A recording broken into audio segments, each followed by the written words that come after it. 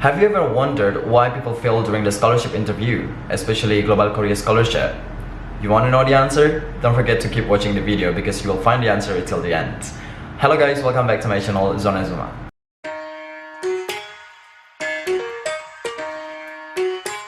First thing first, I would like to say thank you for those who are constantly supporting me and motivating me to grow this channel. And for those who are coming here for the first time, welcome. I'm Zumaro. I'm currently doing my PhD program here in South Korea at Postech, Pohang University of Science and Technology. And if you want to know more about the study, travel and life abroad, especially in Korea, don't forget to subscribe to this channel, like this video if you find it helpful, and comment about your inquiries so that I know where to help and how to help you. Let's just jump to today's video. In today's video, I would like to talk about the interview again, but this time is about the mistakes that made by the applicants during the interview selection. And let's just jump to the video. Interview selection might be the one that most important for you because it's final stage and it goes into the feeling of frustrating and nervous. Don't you there thinking about I wasn't in that position, I was in their shoes. So I was feeling nervous, I didn't know what to do until I understood that there are 4 fundamental things that I need to avoid in order to succeed during the interview selection for the scholarship. For the first one is avoid to be lack of review. You know what? Interview selection is about you. It's about the document that you submitted. I mean, before you are going to be accepted in the interview selection, your documents is already reviewed by the university and also the interviewer. So what they wanted to know is the detail about your application, your motivation or statement of purpose, your achievement, the recommendation letter, and so on and so forth.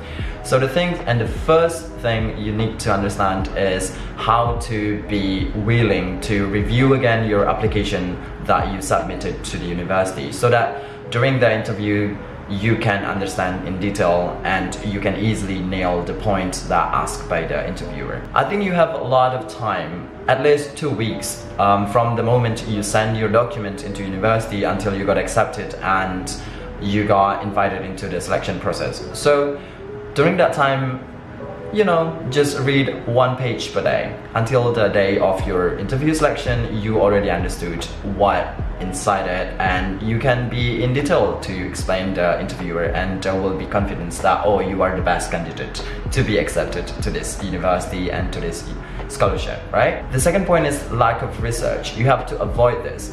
In order to get the scholarship, I think most people need to get the professor acceptance first. I mean, letter of acceptance from the professor, but it wasn't my case. So the things that I need to do is just research about the professor itself. So what things they did and I mean, what was the journal that they published and what is actually the specific interest in there.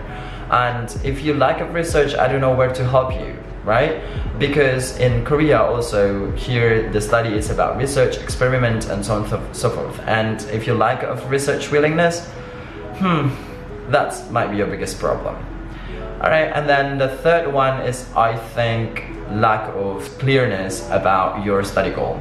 I mean, for some people, they might be interested in BTS, they might be interested in Blackpink and so on and so forth. And during the interview, they can say, oh, I'm going to Korea because I'm interested in BTS and Blackpink and also food and, I don't know, entertainment.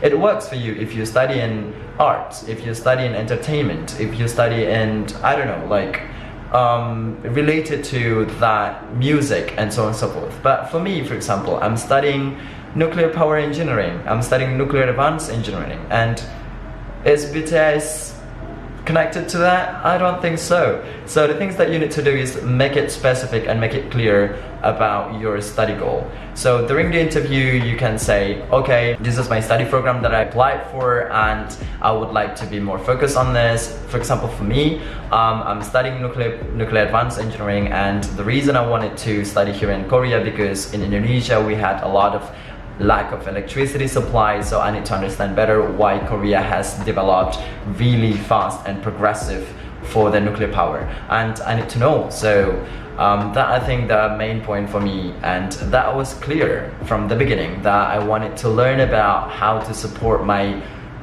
country and also my isolated island in terms of nuclear as a solution. So yeah, just be clear about your situation, just be clear about your study goal, and read again your statement of purpose and your study plan.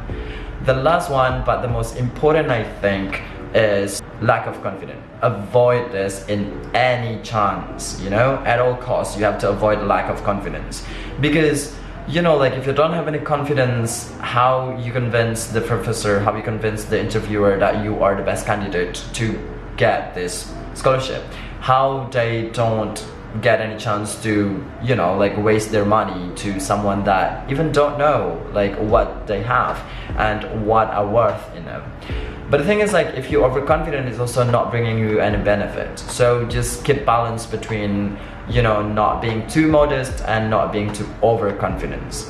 How to get this confidence? I think before the interview selection, you just need to go to your friends and, you know, do the mock, do the what you call rehearsal of the interview. So let your friends become the interviewer and you become the interviewee, and let them ask whatever question that you didn't prepare before, so that you can improve your confidence level in that, and ask them at the end what should you improve during the interview. So that's pretty much it for this for today's video. I hope it helps, and if you find it really helpful and you know someone that might be helped for this video, just don't forget to share and comment again, and you know, like subscribe and like these videos. And if you wanted to know more about something else regarding the scholarship, regarding the life, study and travel here in South Korea, don't forget to DM me personally to my Instagram, or just comment here and I'd be willing to answer all of your questions. Thank you so much and see you, bye bye.